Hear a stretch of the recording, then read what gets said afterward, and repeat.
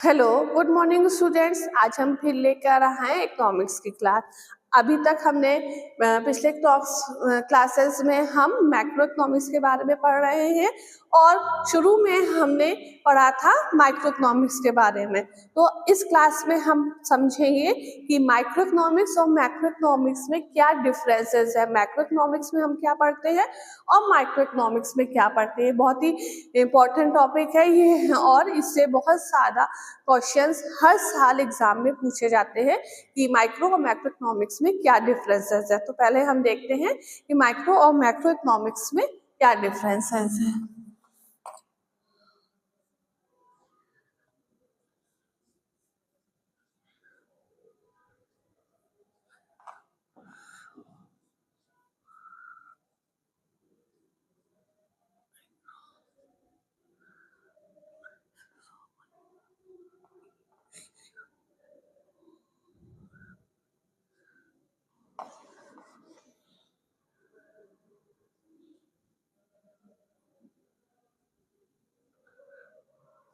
हम पहले मेन हम हेडिंग लिखे ले रहे हैं, उसके बाद हम आपको डिटेल में समझाएंगे। तो पहले कॉलम में हम लिखते हैं माइक्रो और दूसरे कॉलम में मैक्रो।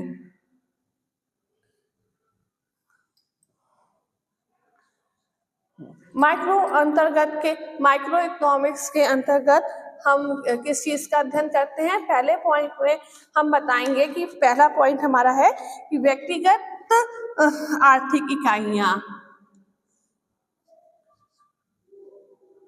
व्यक्तिगत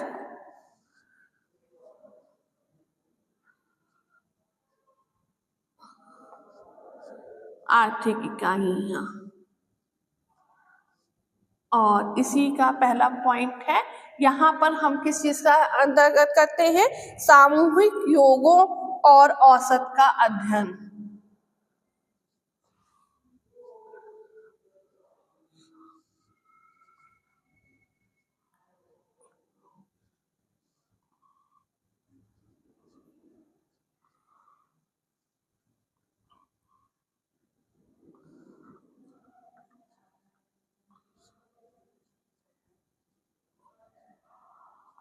औसत का अध्ययन। दूसरा पॉइंट हम देखते हैं क्या है।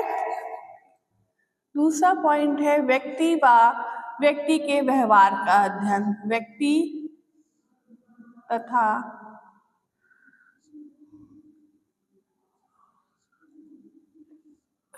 व्यक्ति के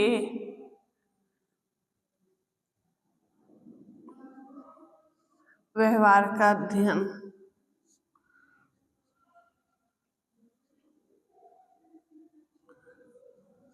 इसमें क्या दूसरा है देखते हैं। इसमें है समाज, क्योंकि हम संपूर्ण अर्थव्यवस्था का अध्ययन करते हैं तो समाज के व्यवहार, समाज तथा समाज के व्यवहार का अध्ययन।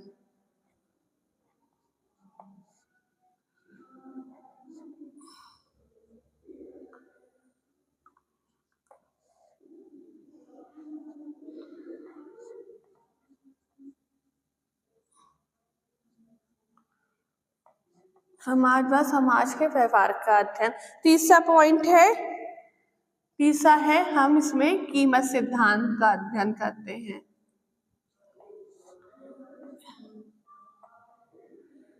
कीमत सिद्धांत, और इसमें क्या है, आय एवं रोजगार का सिद्धांत।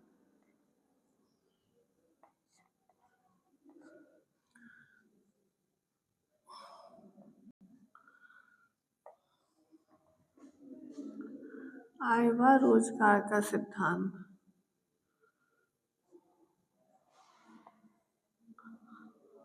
अब फिर क्या है, चौथा हमारा है व्यक्तिगत दृष्टिकोण। चौथा पॉइंट है व्यक्तिगत दृष्टिकोण परिवर्तनशील।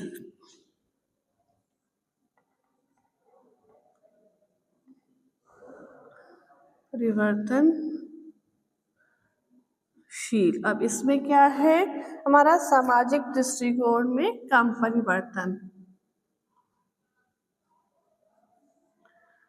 सामाजिक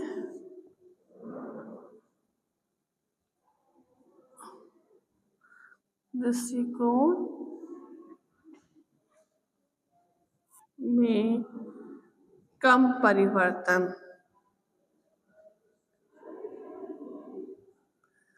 और लास्ट हमारा क्या है,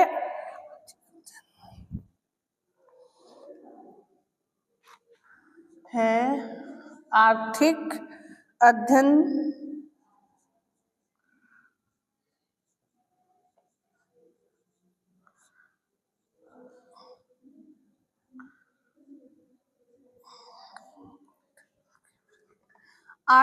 अध्ययन की प्रकृति, अल्पाधिकार।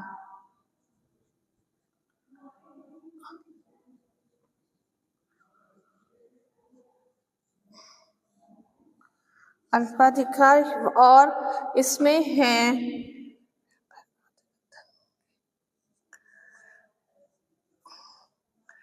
व्यापक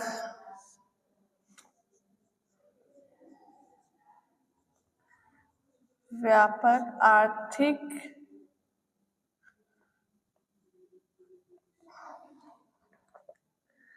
अध्ययन की प्रकृति, पूर्ण प्रतियोगिता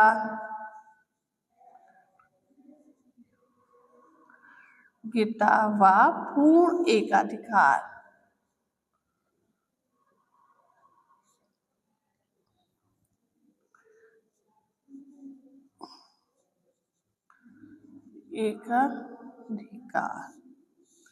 ये हमारे क्या हैं, ये हमारे 5 पॉइंट है जो हमारे समष्टि और व्यष्टि अर्थशास्त्र को अलग अलग करते हैं। तो पहले क्या है, पहला है व्यक्तिगत आर्थिक इकाइयों का अध्ययन, और उसमें क्या है सामूहिक योगों को व औसत का अध्ययन। कि भाई माइक्रो के अंतर्गत हम पहले ही बता चुके हैं कि हम एक व्यक्ति के बारे में अध्ययन करते हैं या एक परिवार के बारे में अध्ययन करते हैं तो इसलिए ये व्यक्तिगत आर्थिक इकाइयों का अध्ययन है। दूसरी ओर मैक्रो में सामूहिक योगों व सामूहिक समाज में रहने वाले जितने भी लोग हैं, जितने भी समूह हैं, उनके योगों और उनके औसत या सामूहिक रूप से सबका अध्ययन किया जाता है। कि अगर समाज में हमारे 10 परिवार हैं तो 10 परिवारों का हम अध्ययन करेंगे तो उनका योग और औसत